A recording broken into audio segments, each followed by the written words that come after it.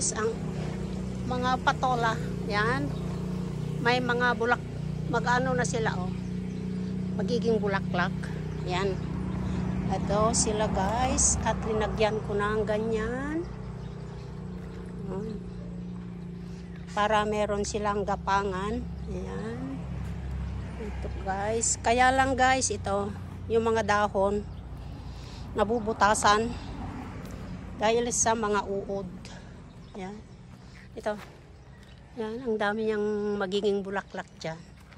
At may mga okra din dito. Kaya lang namatay na sila guys. Oh. Sana mabuhay pa sila. Ayan. Kasi sobrang init dito guys. Kaya nagganyan sila. Oh. Ayan. Dami pa naman. At tignan nyo guys itong ano. Itong wantong. Ayan. Wild spinach. Ayan guys. Masarap po yan.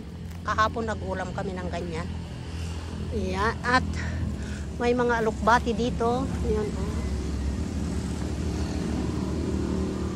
Hinagis ko lang yung mga buto nila dito na hinog.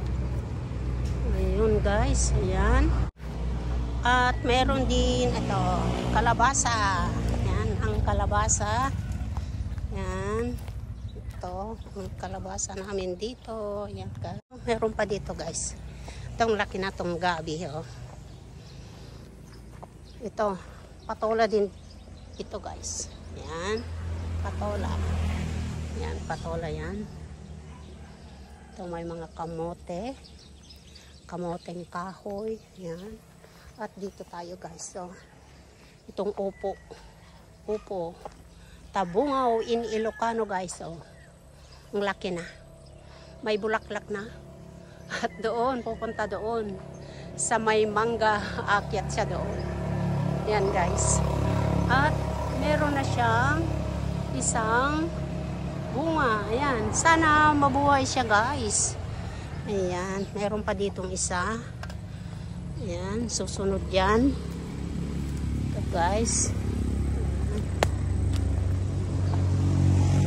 Ito. Ayan. Ganda. Nakaka-relax guys. Pag ganito. At meron pa dito isa. Dalawa pala. Ayan. Dalawa magiging bunga niya. Marami na sila guys. Ayan guys. At ito yung mga bago kong tanim na kamote. Ayan guys. Oh. Yung iba katatanim lang mga 5 days ago yun. Ito. Dinagdagan ko lang dito guys para hindi tubuan ng damo. Ayan. Kasi ang daming damo dito. Ito na yung dating kamote. Ayan. At guys, ito pa ang maganda. Ang daming ampalaya. Yan. Yung sa Ilocano ay amiling. Yan. Yung pala itong ampalaya na ito guys ay yung buto niya ay hinuhulog ng ibon. Kaya tumutubo sila dito. Yan oh, ang ganda. Ayan. Ito. Ayan, may mga bunga din. May nakikita akong bunga, kaya lang hinog na, hindi ko makuha guys. Ayan guys, ang ganda. Oh yun, ayun sila oh. Doon. Ayan. Ayun, ang dami nila guys oh. Umaano dito sa may kamote. At ang gaganda ng talbos ng kamote guys oh. Ang gaganda. Yung mga butas-butas na dahon ay ginugupit ko. Pinapakain ko sa ang baboy. Kaya naging ganyan sila oh. Tapos ayan, napapalitan ng bagong dahon guys. Oh.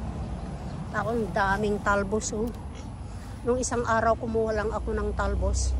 Tapos ang dami na naman, ayan guys. Kaya maganda dito na kahit itong ito, wantong. Ayan oh, daming uod. Inaalis ko din yan, pinapakain ko sa baboy. Yan. At doon, yan yung aking baboy guys. Yan ang aking baboy. Yan guys. At marami din puno ng saging dito.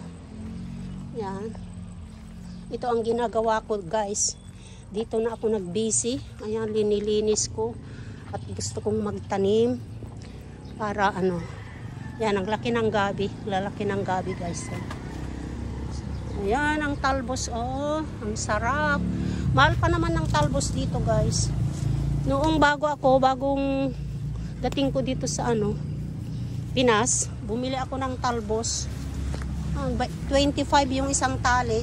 O, di ba guys, ang mahal. Ngayon, libre na ang mga ano namin. Dami din libre na gulay. Yan. Yan siya guys. Ayun, yung mga nasisira na dahon ng kamote. Tinatanggal ko yan guys para mapalitan ng bago. Ito guys, ito lang aking update guys. Thank you again for watching. Itong mga puno ng saging. Yan. Thank you guys. Bye-bye.